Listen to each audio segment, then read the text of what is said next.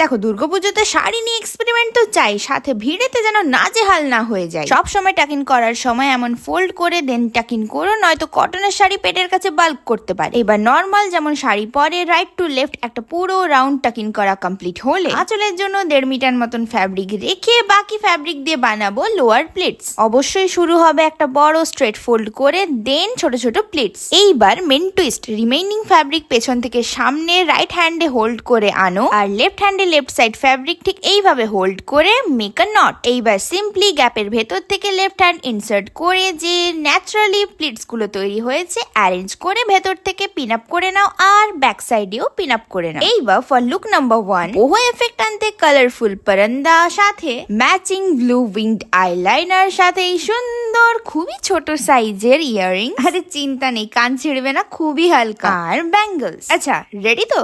তো চলো for look number 2, simply টপের ডাইরেকশন চেঞ্জ করে ইয়াররিংস এর বদলে একটা সুন্দর নেক পিস, আর ব্যালেন্স আউট করতে ছোট্ট কান পাশার সাথে কাঢ়া। চাইলে 1 শোল্ডার টপ রিপ্লেস করতে পারো হলটার নেক অথবা কলার্ড ব্লাউজের সাথে।